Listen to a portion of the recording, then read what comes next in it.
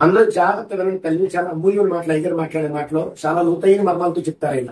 అంచేత జాగ్రత్తగా దేవుడు మీ జీవితాలు మొత్తం చాలా మొత్తం మారిపోతుంది. జీవితం చాలా సంతోషం ప్రియులారా. ఎందుకంటే ఎందరికో లేని వాక్యాన్ని దేవుడు తన సన్నిధిలో మరొక సంవత్సరం లేదా మరొక నెల మరొక వారం మరొక రోజు కేవలం ఆయన కృపతో సజీవంగా ఆయన సన్నిధిలో ఇలా ఉండటమే మన సజీవ సాక్ష్యం ప్రియులారా. సజీవ లెక్కలో వచ్చి మరొకసారి ఆయన సన్నిధిలో నిలబెట్టిన దేవాది దేవునికి కృతజ్ఞతాస్తుతులు చేద్దాం, దేవునికి స్తోత్రం చెప్తాం ప్రియులారా. చక్కటి సమయానికి వచ్చాం. మన క్రైస్తవ దైనందిన జీవితంలో అనేక సార్లు దేవుడు నమ్ముతూనే ఉంటాం, పడిపోతూ ఉంటాం ప్రియులారా.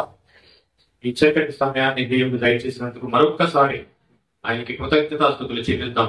ఎందుకనగా ఒకరు పానము చేసినను భోజనము చేసినను సమస్తము ఆయనకి మహిమకరంగా ఉండాలి. మన ప్రతి మాట కూడా ఆయన్ని గణపరచాలి, మన ప్రతి చర్య కూడా ఆయన్ని మహిమపరచాలి ప్రియులారా. అలాంటి సమయంలో మనం ఉన్నాం, అలాంటి సన్నిధిలో మనం ఉన్నాం, ఆయన కాపుదలలో మనం ఉన్నాం కనుక కొన్ని మాటలు ఆయన మనకు రాసిచ్చిన పరిశుద్ధ గ్రంథం నుంచి కొన్ని మాటలు ధ్యానిద్దాం. ఇవి మాటలను దేవుడు నీటితో పోల్చాడు ప్రియులారా. ఒక గంట మనకి నీరు లేకపోతే మనం జీవించడం కష్టమైపోతుంది. అందుకనే దేవుడు ఆయన వాక్యాన్ని నీటితో పోల్చాడు. ఈ ఉదయకాల సమయంలో ఉపవాస ప్రాప్తి రెండవ రోజులని నేను అనుకుంటున్నాను. ఇది రెండవ రోజుగా మనం ఆచరిస్తూ కొన్ని విషయాలు.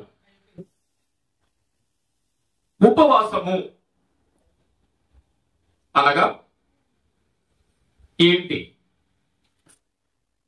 ఉపవాసం అనగా సాధారణంగా మనందరికీ తెలిసింది ఏంటంటే ఆ రోజు భోజనం మానేడు. మన ఇళ్లలో అనుకోకుండా ఉపవాసాలు చేస్తుంటాం. అనుకోకుండా చేసే ఉపవాసాలు అంటే తెలుసా మీకు? వచ్చిన ఇంట్లో గొడవ వస్తుంది, అన్నం తినం, అదో రకం ఉపవాసం. ఏంటి అసలు ఉపవాసం అంటే? ఏం తెలిసి మనం ఉపవాసం చేస్తామో, ఎందుకు ఉపవాసం చేయాలి? భక్తులు ఉపవాసాన్ని ఎందుకు చేశారు?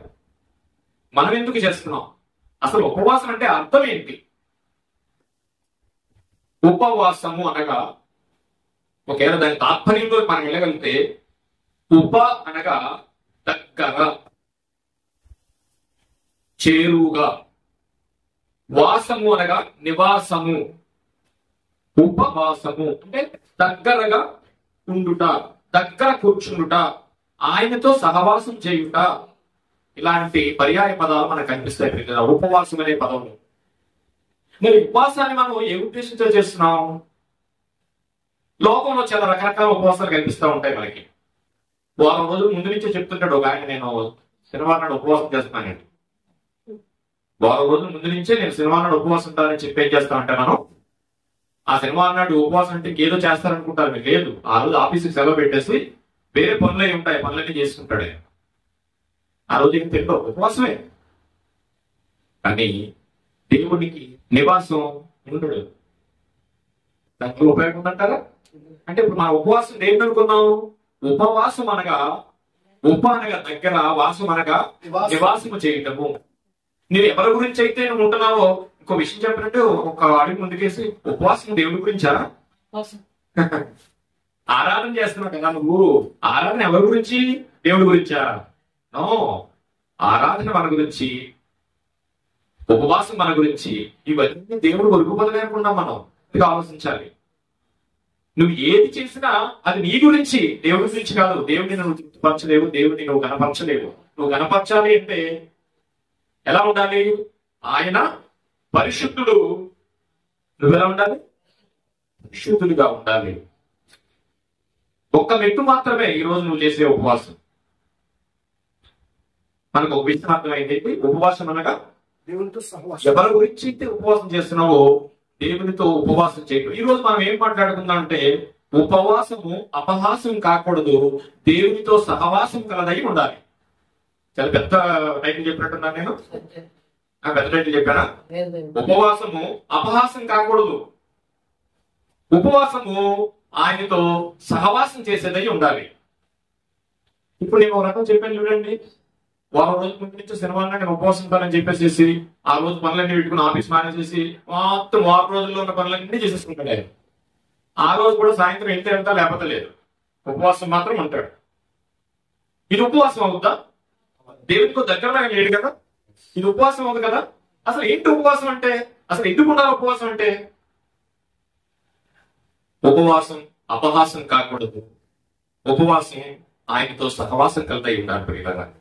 ఆయనతో సహవాసం చేయటంటే మ్యూచువల్ కలిగి ఉండాలి, సంబంధం కలిగి ఉండాలి. ఆ సంబంధంలో కూడా చాలా మందికి సంబంధాలు ఉంటాయి మ్యూచువల్స్ తో. ఇద్దరు స్నేహితులు ఉన్నారనుకోండి, ఆ స్నేహితుడితో నువ్వు స్నేహం చేయాలనుకుంటే నీకేముండాలో తెలిసిన? ఏ స్నేహితుడితో నువ్వు స్నేహం చేయాలనుకున్నావో ఆ స్నేహితుడి యొక్క ఆలోచన నీ మీద ఏదో నీకు తెలియకుండా ఆ స్నేహితుడితో సహాయం చేయగలవా? పోయి మన కుటుంబాల్లో పోతాం. యజమాని ఉన్నాడు, యజమాని ఉద్దేశం ఏంటో పిల్లలకి తెలియకుండా, పిల్లల ఉద్దేశం ఏంటో యజమానికి తెలియకుండా ఉంటే ఆ కుటుంబం సహవాసంతో నడుస్తుందంటారా? ఎప్పుడైతే నీ ఆలోచన పిల్లల ఆలోచన నీకిదే అర్థం కాలేదో, నీ ఆలోచన పిల్లలకి అర్థం కాలేదో, ఆ కుటుంబంలో ఉపవాసము ఉండదు, అది అపహాసంగా మారిపోతుంది. మన ఉపవాసము ప్రతి రోజు ప్రతి వారం కూడా మన కుటుంబం అంతా కలిపి చేసుకోవాలంటే ఉపవాసం ఉండాలి. మనంతటా మనం ఉపవాసం ఉండాలి. అంటే మనంతటా మనకు సహవాసం కలిగి ఉండాలి. ఆ సహవాసంలో ఎక్కడా కూడా అపహాసం చోటు చేసుకోకూడదు. మాట అర్థం ఏంటంటే మన కుటుంబంలో కూడా మనం ఉపవాసం ఉండాలి. అంటే దగ్గరగా ఉండాలి ఒకరికొకరు. ఆ ఉపవాసంలో అపహాసం చోటు చేసుకుంటే మన కుటుంబం అపహాస పాలేదు. అలాగే ఈ రోజు మనం మాట్లాడుకునే భక్తి కూడా దేవునికి ఉపవాసం చేస్తున్నానని చెప్పి దాన్ని అపహాసం చేయకూడదు. ఇదిగో అపహాసం అంటే ఎలా ఉంటుందంటే, ఇది నేను ఉపవాసం ఉంటున్నాను దేవుడి గురించి అని చెప్పి నువ్వు ఏం చేస్తావంటే నీ పనులన్నీ చూసేసుకుంటావు. అది ఉపవాసం కాదు. అసలు ఎందుకు చేయాలి ఉపవాసం? ఎవరికి చేయాలి ఉపవాసం? ఎవరికి చేయాలి ఉపవాసం? దేవుడికి. దేవుడు ఎక్కడున్నాడు? దేవుడు ఎవరు? యెహోవా. ఆయన ఎక్కడుంటాడు? ఆకాశంలో శరీపించాలని దివ్య తేజస్సులో ఆయన ఉంటాడు. మరి మనం ఎక్కడున్నాం? మరి నీ ఉపవాసం నీ ప్రార్థన ఆయన చేరాలా? ఎలా చేరుతుంది? ఇది జాగ్రత్తగా ఆలోచించండి పిల్లరా. అన్ని మనకి రోజు జరిగిపోతానే ఉంటాయి కానీ అలా వెళ్ళిపోతా ఉంటాయి. ఒకసారి ఆలోచించండి, మనం ఇవాళ ఉపవాసం చేస్తున్నాం, ఉపవాస పూడికలు చేస్తున్నాం, మనం ఎక్కడున్నాం? ఆయన ఎక్కడున్నాడు?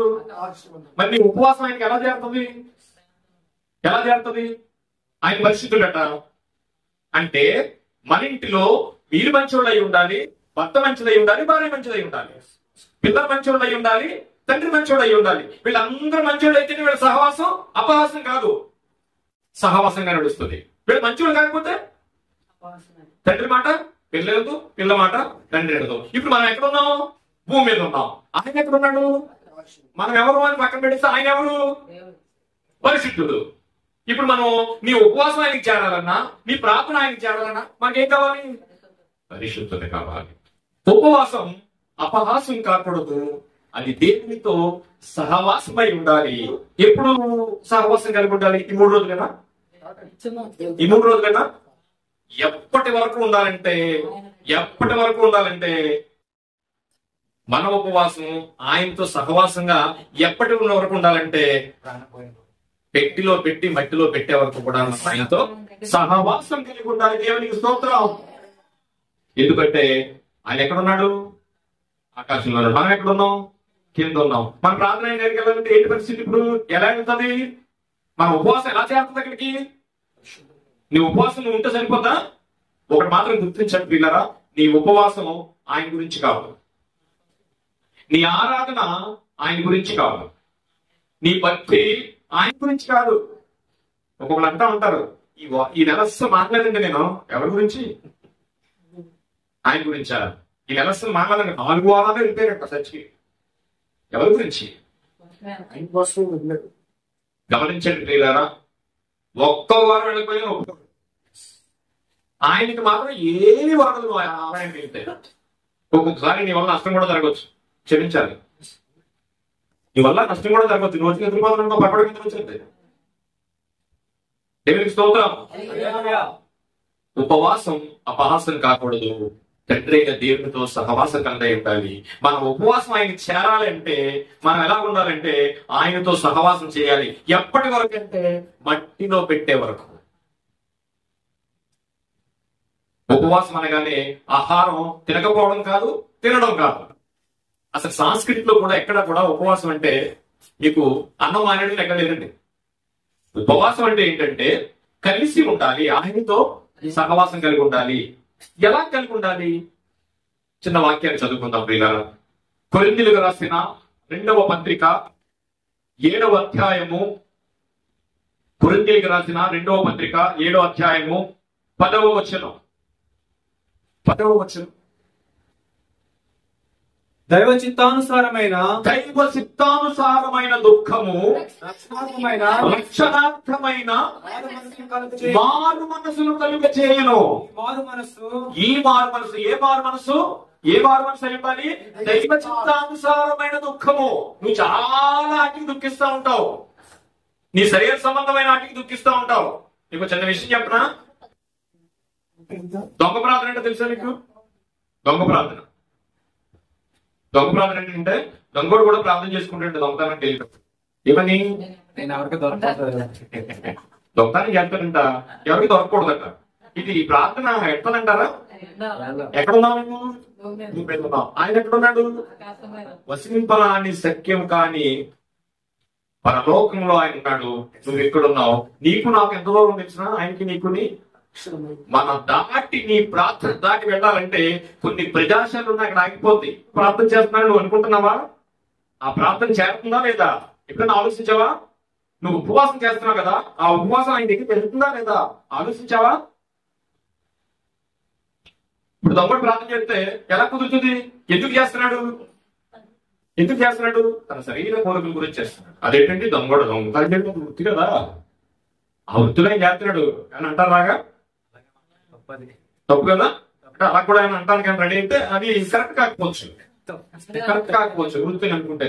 లేదంటే అలా మారిపోయిందండి. మీకు ఒక విషయం చెప్పినా తల్లి, మీ అబ్బాయి కరెక్ట్ గా జాగ్రత్తగా ఎవరినో మోసం చేసి వచ్చింది అనుకోండి, చనిపిల్లాడు.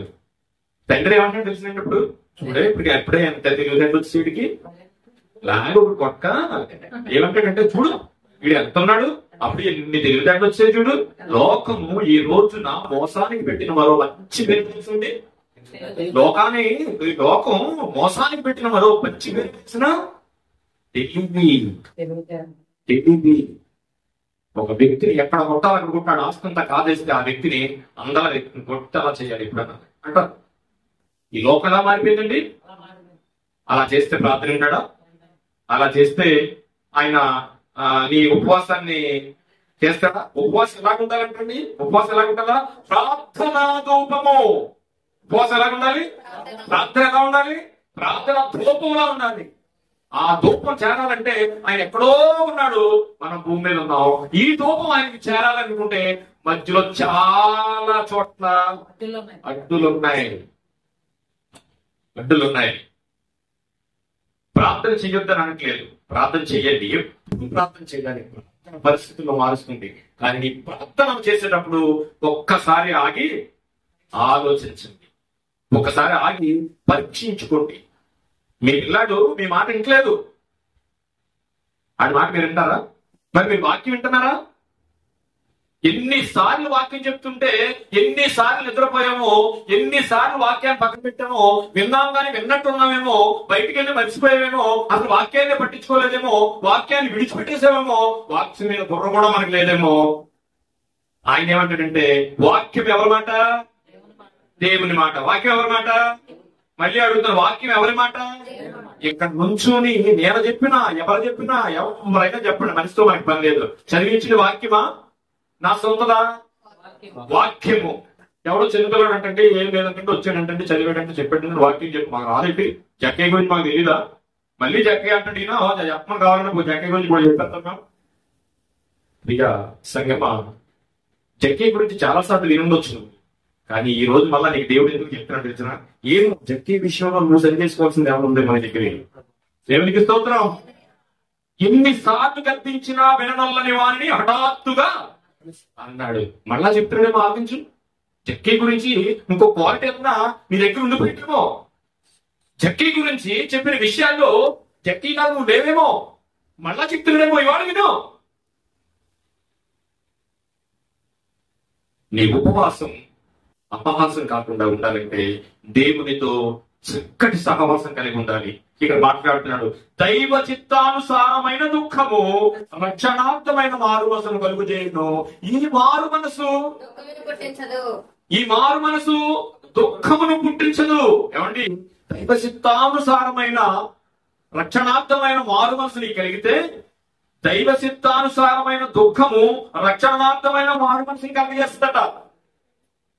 అదట నీకు దుఃఖాన్ని కలిగించదట. ఇది నిజమండి. ఎంతమందికి ప్రాక్టికల్ గా ఉందో తెలియదు కానీ ఇది నిజం. ఎందుకంటే దేవుడు ఏంటో మీకు అర్థమైతే, దేవుడు ఏంటో మనకు తెలిసిపోతే ఇది ఏది కనిపించదు.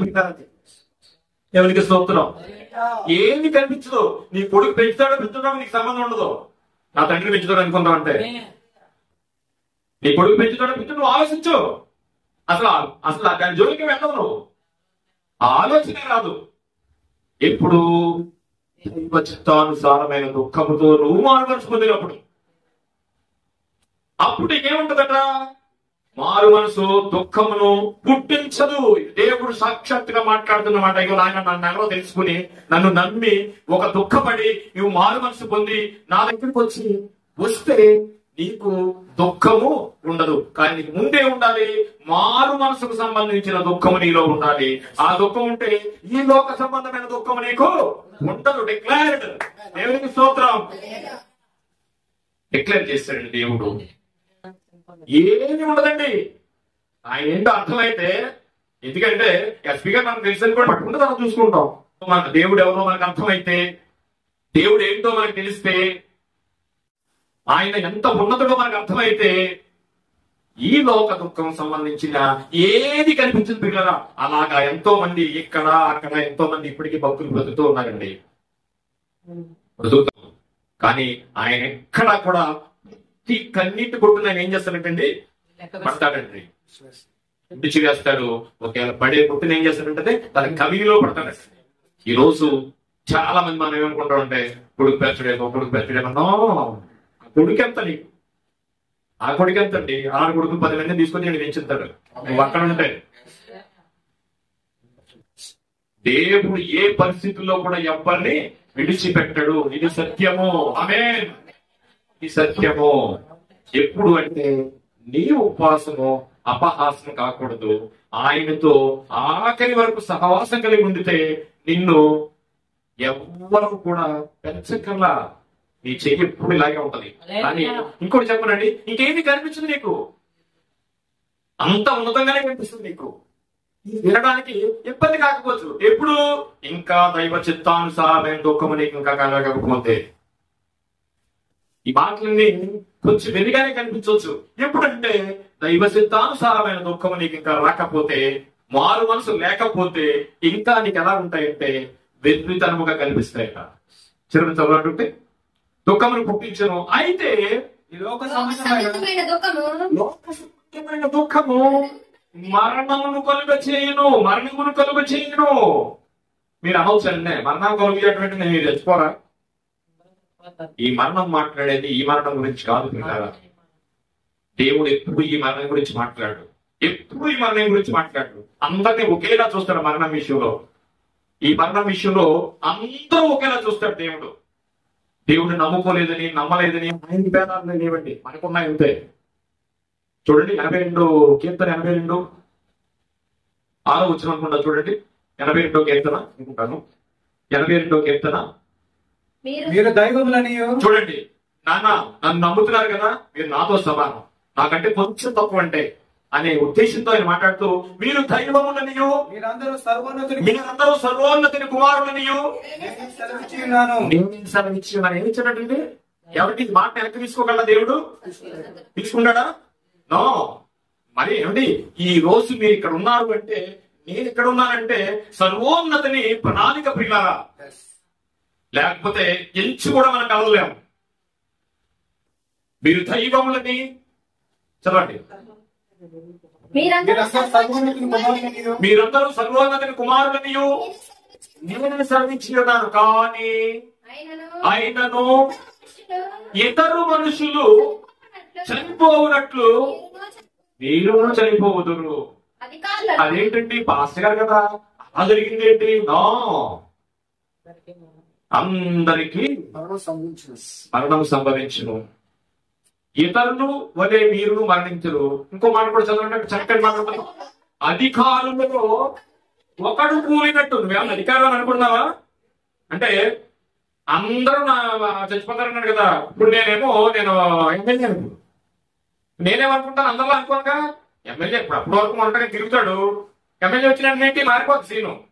మారిపోయినంటే ఎమ్మెల్యే అని అనుకున్నామో, లీడర్ అని అనుకున్నామో, మినిస్టర్ అని అనుకున్నామో, అధికారులలో ఒకడు కూలినట్టు మీరును కూలుదురు. అంటే మనందరం రాజశేఖర గారికి గొప్పడమా, బాలయోగి గారికి గొప్పడమా, ఇందిరాగాంధీ గారికి గొప్పడమా? వీళ్ళందరూ కూలిపోలా? అది గొప్పోళ్ళండి. వాళ్ళందరికంటే గొప్పవాడు ఎందుకు తెలిసిన? ఎవరు జ్ఞానవంతులు, ఎవరు గొప్పవారంటే ఇగో ఆయన నమ్మిన వారు మాత్రమే గొప్పవాళ్ళు. దేవునికి స్తోత్రం. ఆయన నమ్మిన వాడు మాత్రమే గొప్పవాళ్ళు. మామూలు పార్టీ కాదు పిల్లలండి. ఏంటంటే ఏదో ఒక ఆచారంగా వెళ్ళిపోతున్నామేమో మనం. కాదండి, ప్రపంచంలో నడి ఒట్టున ఇదిగో నేను మళ్ళా బ్రతికాను అని ఆయన సమాధి కనిపిస్తుందండి. ఈ రోజు ప్రపంచం అంతా ఆచరించకపోయినా ఏమండి ఆదివారం ఎక్కడుందండి? ఆదివారం ఎక్కడుంది? ఆదివారం అంటే ఈ ప్రపంచ వింతల్లో ఎన్ని వింతలైతే తీసుకురండి, అన్ని వింతల కంటే అద్భుతమైన వింత ఇంకెక్కడా లేనిది ఒకే ఒకటి ఆదివారం అండి. ఆదివారం మనం ఏం చేస్తున్నామంటే హోలీ డే చేసుకోమంటే మనం జాలీ డే కింద మార్చేసుకున్నాం దాన్ని. మరీ ఇంత ఏం చేస్తామంటే ఒక గంట వెళ్తాం, 2 గంటలు వెళ్తాం, 3 గంటలు వెళ్తాం, మిగతాదంతా హోలీని పక్కన వెళ్తాం, జాలీ తీసుకుంటాం. మీకు ఇచ్చిన ఈ ఆదివారం హోలీడేని ఎంత హోలీడేగా ఉంచారు, ఎంత జాలీడేగా మార్చారు, ఇంక్లూడింగ్ మే. ఈ ఆదివారానికి ఉన్న ప్రత్యేకత ఏంటంటే భారతదేశంలో 27 ప్రధానమైన పండుగలు ఉన్నాయండి. ఉదాహరణకు దశమి అని, దీపావళి అని ఇలా లెక్క పెట్టుకుంటా పోతే భారతదేశానికి 27 ప్రధానమైన పండుగలు ఉన్నాయి. ఈ 27 ప్రధానమైన పండుగలు అమెరికాలో ఉండవు. కానీ అమెరికాలో ఒక 20 పండుగలు ఉన్నాయి. ఆ పండుగలు లండన్లో ఉండవు. సో ప్రాంతాల వారీగా, దేశాల వారీగా కొన్ని పండుగలు ఉన్నా కానీ ప్రపంచానికి ఈ 3 పండుగలు ఉన్నాయండి. దేవుడు ఎవరో చెప్పాలంటే, దేవుడు ఆయనే చెప్పాలంటే, దేవుడు క్రీస్తే అని చెప్పాలంటే, యెహోవా దేవుడే ఈ సృష్టికి దేవుడు అని చెప్పాలంటే ఈ ప్రపంచానికి మూడు పండుగలు పెట్టాడండి. ఒకటి ఆయన పుట్టిన రోజు. ఎప్పుడు పక్కన పెడితే క్రిస్మస్. ప్రపంచ 250 క్యాలెండర్లో ప్రతి క్యాలెండర్లో కూడా ఆయన పుట్టినరోజు సందర్భంగా రాసి ఉంటున్నారా? ఎవరి క్యాలెండర్లో ఉన్నా లేకపోయినా. రెండవది ఆయన మరణించిన రోజు. ఇక మూడవది ఆదివారము. మనకి చికెన్ తెచ్చుకుంటే తెలుసు, కాకపోతే ఒక గంట 2 గంటలు చర్చగా తెలిసేమో. కానీ ఆదివారం మన ఉద్దేశం ఏంటి తెలిసిన? ఈ ప్రపంచానికి ఆదివారము ఒక వింత ప్రియుల. ప్రపంచ చరిత్రలో గ్రంథాలన్నీ పోస్తే, ప్రపంచ చరిత్రలో మానవుల్ని, దేవతలనే వారిని, సమస్తాన్ని పోస్తే ఏ ఒక్కరు పైకి లేవలేదు. కానీ ఒక్క ఆదివారం నాడు మాత్రం 500 మంది చూస్తుండగా ఆయన లేచి పునరుత్థానంలో వెళ్ళాడు. అది ప్రియుల దేవుడు అంటే. దేవునికి స్తోత్రం. ఇప్పుడు ఎక్కడున్నాడు దేవుడు? దేవుడు ఎక్కడున్నాడంటే ఆకాశంలో ఉన్నాడు. మనం ఎక్కడ ఉన్నాం? భూమి మీద ఉన్నాం. ఇప్పుడు మన ఉపవాసం ఆయన దగ్గరికి వెళ్ళగలుగుతుంది, మన ప్రార్థన వెళ్ళగలుగుతుంది. వెళ్ళాలంటే ఏం చేయాలి? ఒక ఆయన అంటున్నాడు, దేవుడట ఇలా సెలవిచ్చాడంటే ఎలాగంటే యెషయా గ్రంథము 29వ అధ్యాయము 13వ వచనం. యెషయా గ్రంథము 29వ అధ్యాయం 13వ వచనం. ప్రభువు ఇలాగు సెలవిచ్చుచున్నాడు, ఈ ప్రజలు నోటి మాటతో ఏమండి చూడండి, దేవుడు ఏం చేశాడు ఇక్కడ? నీ ప్రార్థన మళ్ళీ అడుగుతున్నాను. దేవుడు ఎక్కడున్నాడు? ఆకాశంలో. మనం ఎక్కడున్నాం? భూమి మీద ఉన్నాం. ఇప్పుడు మన ప్రార్థన లేదా మన ఉపవాసం ఆయనకి చేరాలంటే నువ్వు ఇలా ఉండకూడదు. కోరిని చెప్తున్నాడు. ఏంటంట? వచ్చినమాట ఆలయానికి వచ్చావంట, ఉపవాసం కూడా ఉన్నావంట. కానీ ప్రభువు ఎలాగ చదివిస్తున్నాడు? ఎలాగ నాయన అని అడిగితే, ఈ ప్రజలు నోటి పాటతో నా యొద్దకు వచ్చుచున్నారు, పెదవులతో నన్ను గణపరచుచున్నారు, కానీ తమ హృదయమును నాకు దూరం చేసుకుని ఉన్నారు. పెదవులతోనే మాట్లాడుతున్నారట, తమ హృదయము ఆయనకి దగ్గరగా లేదట. అందుకే ప్రార్థన, నీ ఉపవాసం ఆయనకి చేరటలేదు. ఏమండి? తమ హృదయమును తాము దూరముగా చేసుకుని ఉన్నారు.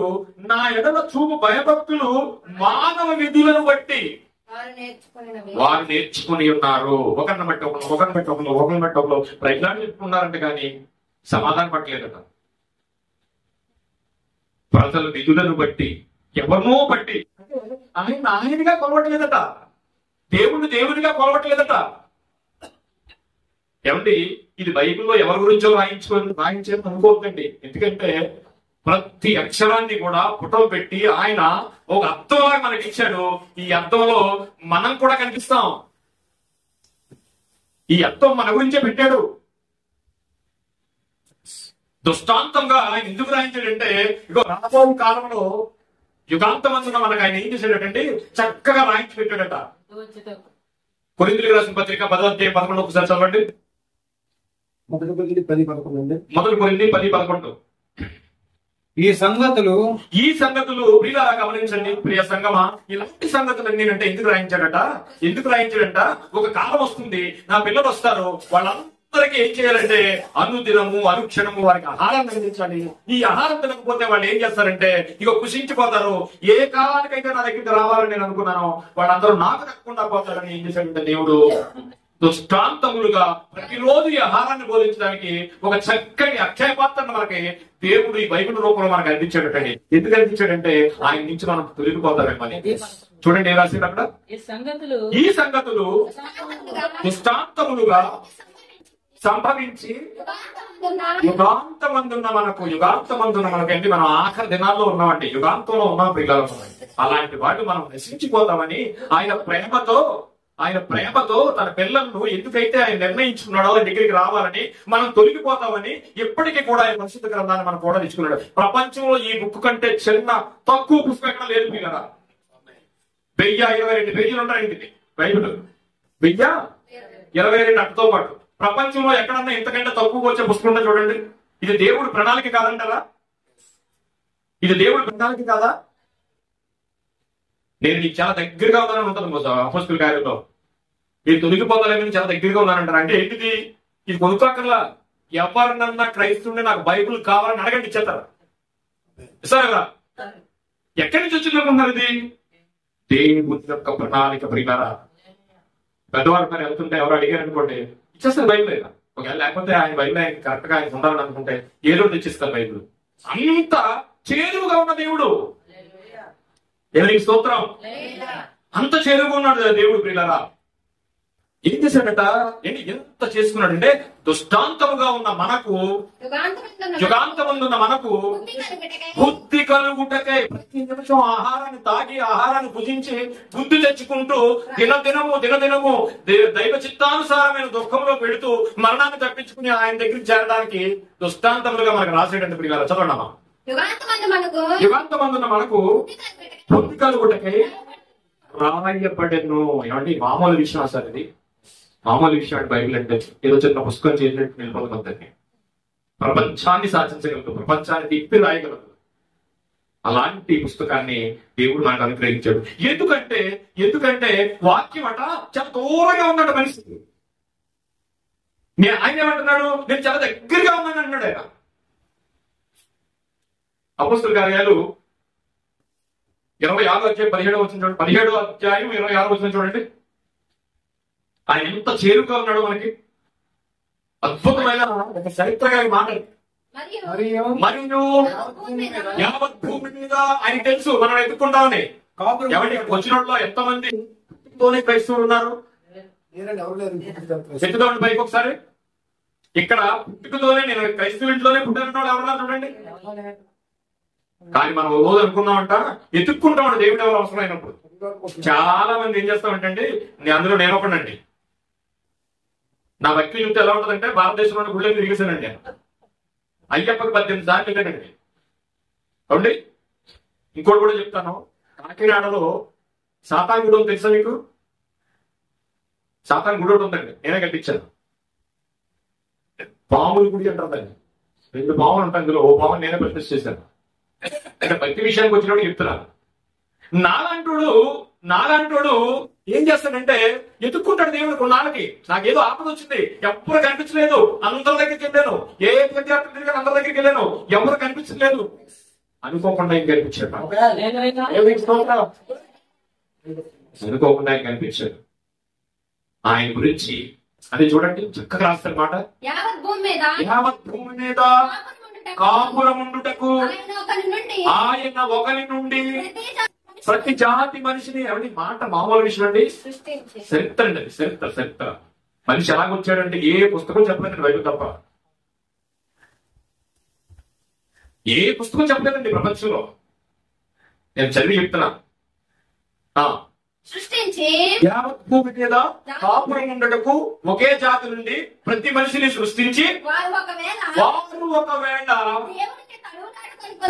దేవుని తడువులాడి కనుగొందురేమో అని తన్ను వెతుకు నిమిత్తము నిర్ణయ కాలమును వాటి నివాస స్థలం యొక్క పొలిమేరలను ఏర్పరచాడండి. ఇందులో దేవునికి స్తోత్రం. కాబట్టి నల్ల పుస్తకం అని ఒకడో, ఎర్ర పుస్తకం అని ఒకడో, చెత్త పుస్తకం అని ఒకడో, వీళ్ళందరూ ఎందుకంటారంటే ఈ పుస్తకం గురించి వాళ్ళకి తెలుస్తుంది రోజునే. మీరు ఎవరిని ఏమనుకోద్దండి. చాలా మంది క్రైస్తవేత్తలు ఉన్నారు, క్రీస్తుని దూషించేవాడు ఉన్నారు. మీకు ఎక్కడికి వెళ్ళిన వాళ్ళు కనిపిస్తూ ఉంటారు. వాళ్ళందరినీ ఏమనుకోవద్దు, ప్రార్థన చేయండి. ఎందుకంటే దేవుడే నిర్ణయిస్తాడు వాళ్ళ ఇన్ఫర్మేషన్. ప్రతి మనిషిని దేవుడే నిర్ణయిస్తాడు. దేవుడు కాదని ఎవరు నేను కాలు రాయవేసి కూడా ఎవరు ఉండండి. కాలు రాయవేయడానికి కూడా మనిషిని ఆయన పెడతాడు. పొలం ఎవరు పెట్టారు? దేవుడే పెట్టాడు. పొలేదే దేవుడు పెట్టినప్పుడు ఈ చిన్నపిల్లలందరూ పెద్ద లెక్క. దేవుడే నిర్ణయిస్తాడు. ఆ దృష్టిలో ఉండండి. ఏదైనా ఆయన దాటిపోదు, ఆయనతోనే ఉండండి. మీ ఉపవాసం ఎప్పుడు ఆయనతోనే సహవాసం కలిగి ఉండాలి తప్ప దాన్ని ఎప్పుడు ఎక్కడ ఎవరి దగ్గర కూడా అపహాసం చేయకండి. తడువులాడి కలుగుందురేమో అని నిర్ణయ కాలమున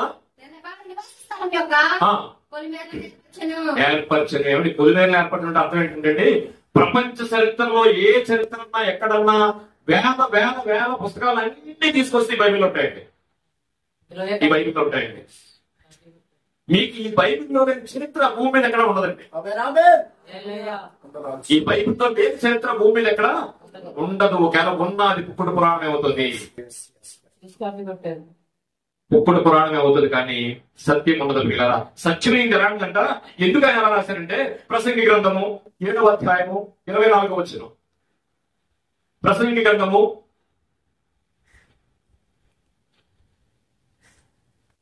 7వ అధ్యాయము 24వ వచనం. సత్యమైనది దూరముగాను బహులోతుగాను ఉన్నది. ఏమిటి? ఇక్కడికి మీరు రావాలంటే మామూలు విషయం కాదండి. ఇది చాలా కఠినమైన, ఇది చాలా దూరమైన మార్గం. ఇది సత్యం ఎలా ఉంటుందట? సత్యం ఏంటండి? నిజమంటే ఏంటంటే నిజమంటే ఏంటి? వాస్తవం అంటే ఏంటి? సత్యం అంటే ఏంటి? నేను చిన్న ఉదాహరణ చెప్తాను. నిజము అనగా ఇందులో కూడా అసత్యం ఉండొచ్చు. వాస్తవము బట్ ఇందులో కూడా అసత్యం ఉండొచ్చు. చిన్న ఎగ్జాంపుల్ చెప్తాను. ఉప్పు కప్పు రంగు అంటే ఉప్పు కప్పులు ఒకేలా ఉందట. వాస్తవా? వాస్తవమే. వాస్తవం. ఈ రెండు ఒకేలా ఉన్నాయనడానికి చూడడానికి వాస్తవమే. రెండు ఒకేలా ఉన్నాయి, వాస్తవం కరెక్టే. నిజమా? నిజము కరెక్టే, బట్ ఇట్స్ నాట్ సత్యం. మీకు ఎగ్జాంపుల్ చెప్పాను. సత్యానికి, నిజానికి, వాస్తవానికి ఇది ఎగ్జాంపుల్ చెప్పాను మీకు. ఉప్పు కప్పు రంగు ఒక పోలికలుండు, నిజమే, వాస్తవమే, కానీ సత్యం కాదు. సత్యం అంట అంత తొందరగా దొరకదటండి. సత్యం అంత తొందరగా దొరకదు. అది ఎలా ఉంటుందట? సత్యమైనది బహు దూరముగాను లోతుగాను ఉంటదట. సత్యం అంత తొందరగా దొరకదండి. దేవుడు తెలియక తడువులాడుతుంటే దేవుడు దొరికాడు పిల్లరా.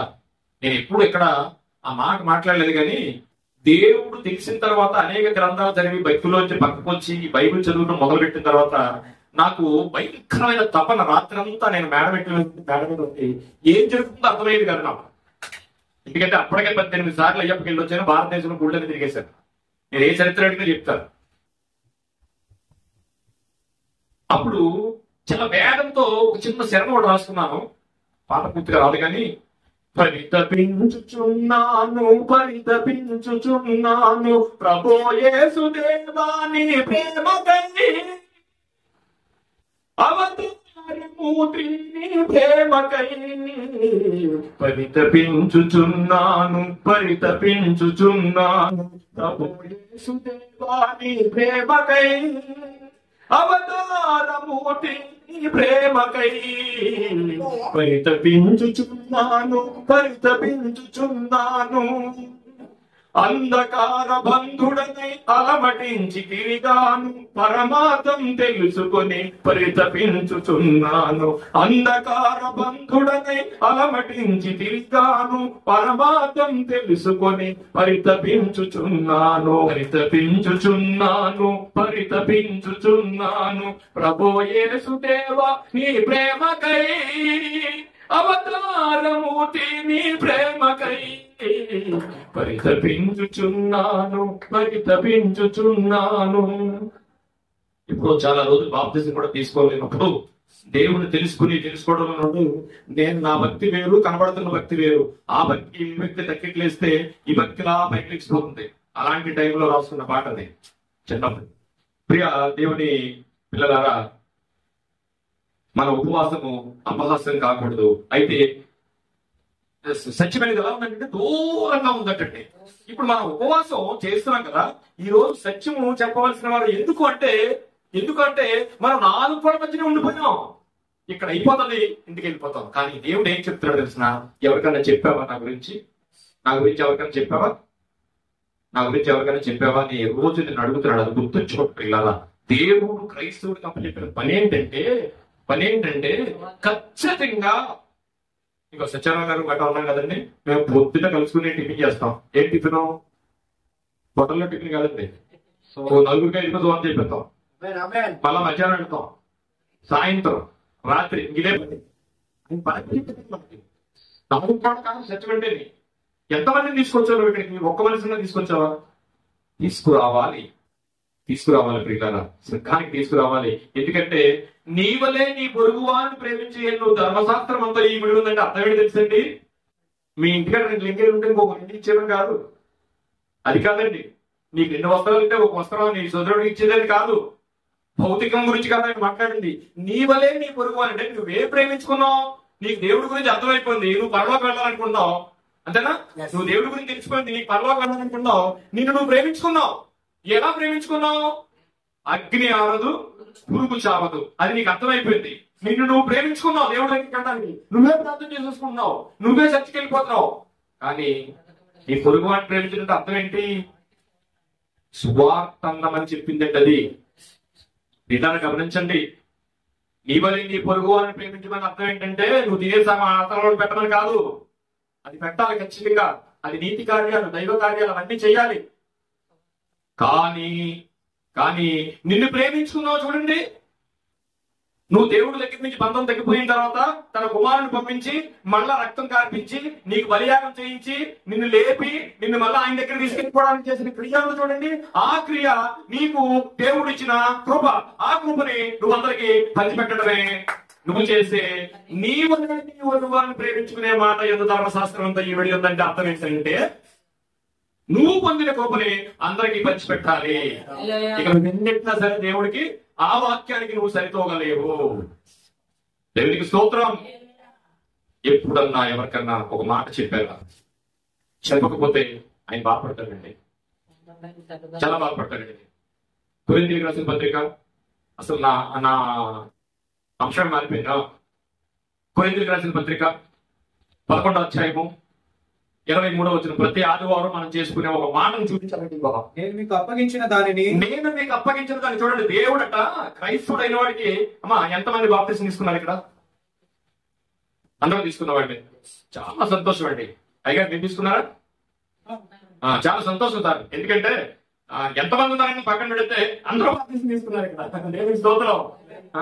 చాలా సంతోషం. ఎక్కడికైనా వెళ్ళి చెప్పంటే కనీసం ఒక్కడన్నా ఉంటారు అనమాట. వండర్ఫుల్ అనమాట. దేవునికి స్తోత్రం చెప్తాం. ఈ వాక్యం ప్రతి ఆదివారం మనం తీసుకునే బలలో మన చేతులు పెడుతున్నది, బల తీసుకుంటున్నది. ఎందుకంటే అందుకేనండి చదవండి. అప్పగించిన దానిని ప్రభు వలన పొందితిని, ప్రభు అయిన యేసు తాను అప్పగింపబడిన రాత్రి ఒక రొట్టెని ఎత్తుకుని కృతజ్ఞతాస్తుతులు చెల్లించి దానిని విరిచి కొరకైన నా శరీరము నన్ను జ్ఞాపకము చేసుకున్నటకై చేయడని చెప్పాను.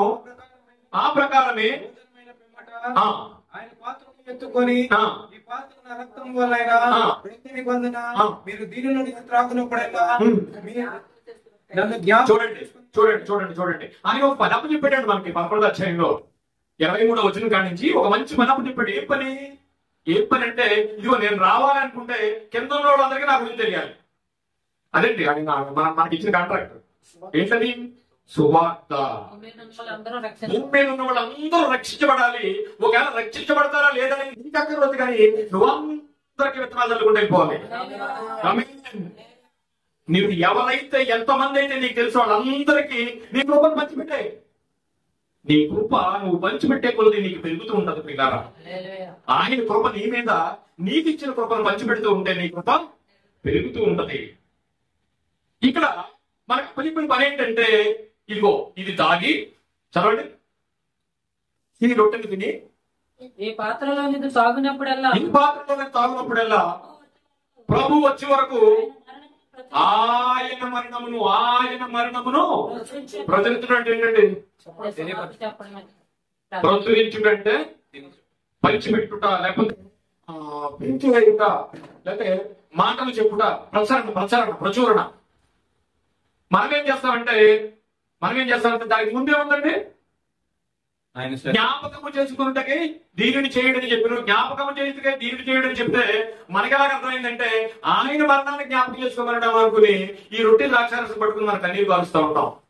ఆయన ఆల్రెడీ చెప్పేశాడు ఒకసారి, అమలారా నా కోసం ఏడవకండి, మీకోసం మీ పిల్లల కోసం ఏడవండి అన్నాడు. ఇక్కడ మనం ఆ రొట్టె ద్రాక్షం గురించి మనం దుఃఖపడాల్సిన అవసరం లేదు. ఏం చేయమన్నాడంటే, ఏది జ్ఞాపకం ఉంచుకోమన్నాడంటే, ఇదిగో నేను వచ్చే వరకు ఇది పరిశుభ్రం చేయడం జ్ఞాపకం ఉంచుకోండి అని ఆయన చెప్పాడు. నా మరణం వచ్చే వరకు నా మరణాన్ని ప్రచురము చేయండి. ఇక్కడ మన పని ఏంటండి? ప్రచురం చేయడమే. అవకాశం ఉంటే చెప్పండి. ప్రతి మాటకి మార్పులు పడతాయి పిల్లరా, ఇది సత్యం. పునః యేసు ప్రభు వారిని చెప్తే అతను ఏమన్నా మనల్ని అసహించుకున్నాడా, లేకపోతే ఆయన తిట్టాడా? తిట్టికి మార్పు పడుతుంది. నా కొరకు భూమి మీద ఎవరన్నా దూషింపబడిన ఎడల వాడి పరలోకమందు బహు ధన్యుడు. నేను నాటండి బైబిల్ కనపడకుండా తమకు ఎట్టేసుకుని బండి ఎట్టేసుకుని వెళ్ళిపోయాడు. సిగ్గు. కొన్ని సమయాల్లో బండి వేసుకుని వెళ్ళిపోవచ్చు, కానీ బండి వేసుకెళ్ళను, చూడాలని పట్టుకుని వెళ్తారు. ఏమండి?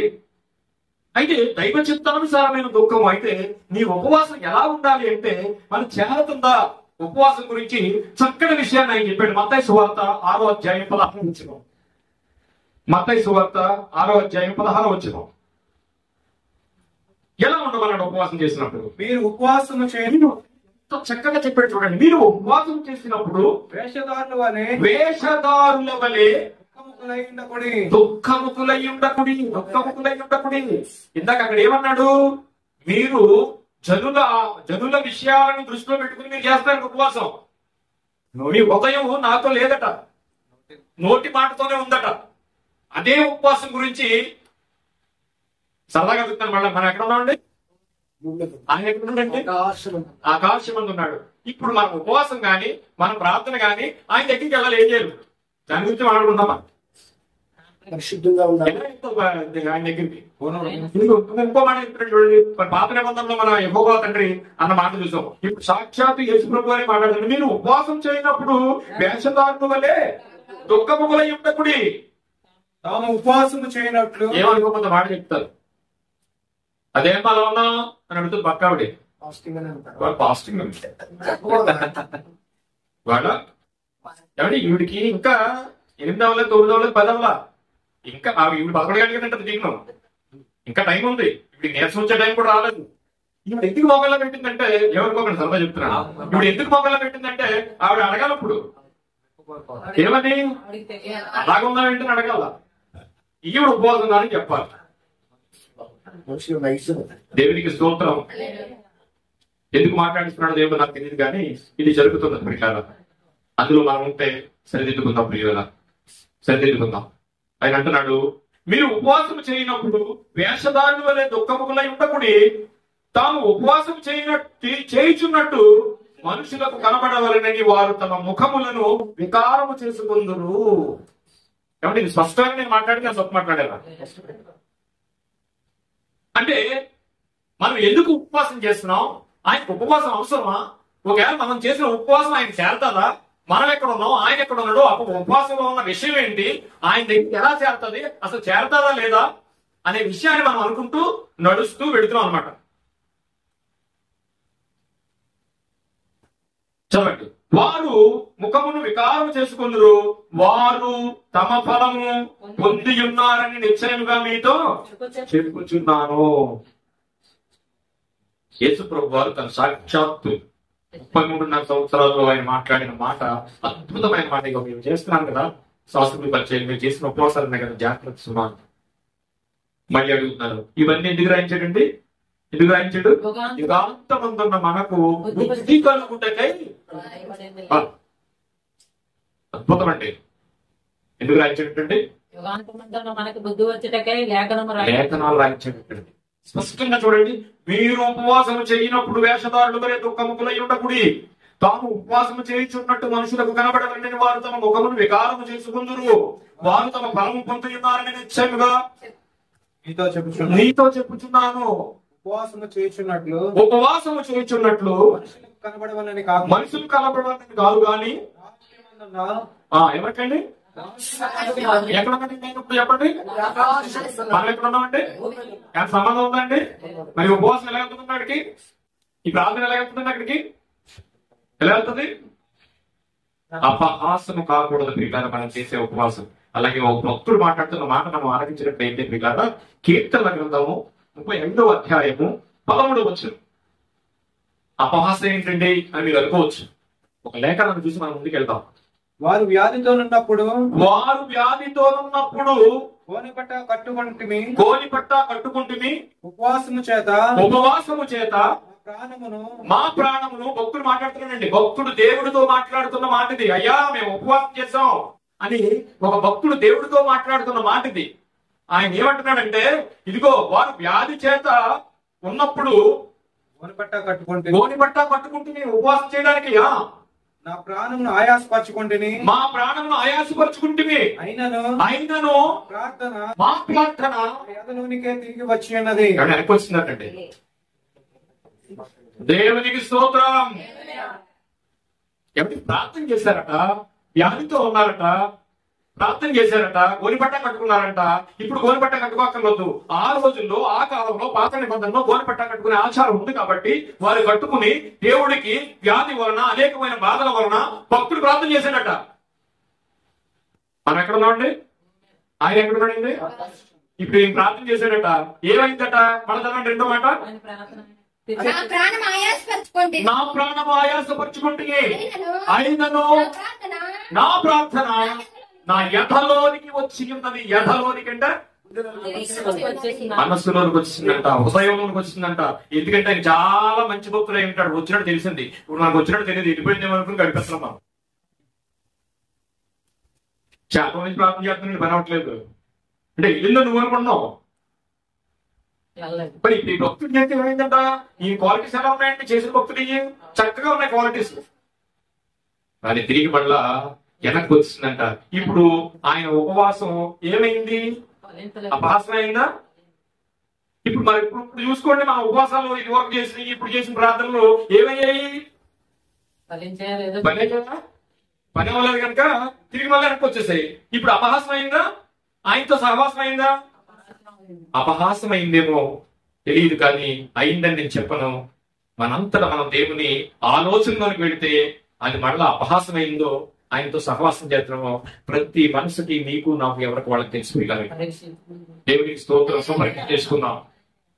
ఎవరిని ఎవరు మనం అనుకో, కానీ ఎవరిని వాళ్లే నా ఉపవాసం ఆయన చేరిందా లేదా, ఇదిగో చేసిన తర్వాత నాకు ఎప్పుడన్నా తిరిగి వచ్చిందా లేదా, ఆ సాటిస్ఫాక్షన్, ఆ భక్తి, ఆ తీవ్రత నీలో ఉంటే ఒకసారి మళ్ళా ఇక్కడ నుంచి పరీక్షించుకుందాం కదా. చూడండి, కనుక ఈ రోజు నుంచే చక్కటి పునాది తీసుకుందాం. ఏంటి ఆ పునాది అంటే దేవునితో ఉపవాసం, దేవునితో ఉపవాసం. ఈ ఉపవాసం దేవునితో సహవాసం. ఈ సహవాసం ఈ పెట్టి మధ్యలో పెట్టే వరకు కూడా ఆయనతో సహవాసం చేద్దాం. ఆయన పక్కన కూర్చుందాం, ప్రార్థన చేసుకుందాం అండి.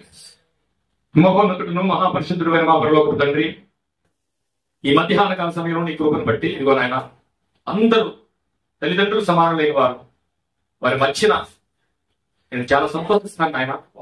ఎందుకంటే చక్కటి వాక్యం జరిగిన వారు, నీతో సహవాసం మాత్రమే ఈ జీవితంలో తప్ప మరి ఏది లేదని నాయన ఒక భక్తి తీవ్రతను వారికి దయచేయండి. నాయన నీతో సహవాసం కలిగి ఉంటాం నాయన. ఈ లోకంతో సంబంధం లేకపోవడమే, ఎప్పుడైతే ఈ లోకంతో సంబంధం తగ్గిపోయి నీతో సంబంధం పెట్టుకున్నామో నాయన, ఈ లోకంలో మాకు ఏది కనిపించదు, లేది కనిపించదు, అక్క కనిపించదు, సమృద్ధి మాత్రమే కనిపిస్తుంది. ఉన్నా లేకపోయినా అలాంటి భక్తి తీవ్రతను ఆయన వీరికి దయచేయండి. ఆయన వీరికున్న యావత్ చిత్తాలు మీ పాదాల ముందు మీ చిత్తానికి అప్పగించుకుంటూ దౌర్జన్య కుటుంబ విషయంలో మీ పాద సన్నిధికి వస్తున్నాను. వారికి ఉన్న ప్రతి అక్కడికి మీరు తీర్చే దేవుడు మీ చిత్తం అయితే నాయన ఈ చిన్న విజ్ఞాపన ఆలకించే దేవుడు అని నమ్ముతూ నాయన మా విజ్ఞాపన ఆలకించండి. ఆయన మరొక్క సంవత్సరం లేదా మరొక్కసారి ఇక్కడికి వచ్చేటప్పటికి నాయన చక్కటి చక్కటి చక్కటి ఫలింపు రావాలని ప్రార్థన చేస్తాను. మీ చిత్తాన్ని నెరవేర్చమని, మీ చిత్తాన్ని నెరవేర్చమని తండ్రి. కేవలం అల్పులు నాయన, కేవలం మీ చిత్తం తప్ప మాకేం లేదు నాయన. ఆయన ఇదిగో ఈ రోజు ఈ వాక్యం విన్న వారందరి కుటుంబాలలో, అందరి హృదయాలలో, అందరి ఆరోగ్యాన్ని యావత్ చింతని మీ పాదాల ముందు మీ చిత్తానికి అప్పగించుకుంటూ అల్పుడునైన నేను మీ సన్నిధిలో నాయన విజ్ఞాపన చేస్తూ ఈ చిన్న ప్రార్థన యేసు వారి ప్రశస్తమైన నామంలో మిక్కిలి వినయంతో బ్రతిమలాడి పెట్టుకుంటున్నాము తండ్రి. చాలా చాలా థ్యాంక్స్ అండి అయ్యా. మమ్మల్ని ప్రేమించి దేవుని మహాకృపడిపోయారా, ఉపవాసం పెట్టేయండి, ఉపవాసం ఎందుకు చేయాలి, ఉపవాసం ఎలా చేయాలి అని అద్భుతంగా దేవుని యొక్క మాటలు బట్టి మరి చక్కగా మాట్లాడారు. ఈరోజు దేవుడు నాతో మాట్లాడే ఒకసారి చెయ్యి దేవుడు స్తుతించండి ప్రియ. దేవుడు మాట్లాడతాడండి, వాక్యంతో మాట్లాడతాడు, పరిస్థితుల వారు మాట్లాడతాడు, పరిస్థితుల వారు మాట్లాడతాడు, ప్రార్థన ద్వారా మాట్లాడతాడు, సంఘంలో దేవుని సేవకుల ద్వారా మాట్లాడతాడు. అది మనం వీలినప్పుడు ఏంటంటే ఆయన అన్నట్టుగా వచ్చే సంవత్సరం ఇదే టైంకి మన సేవ రెండోగా స్తోత్రం.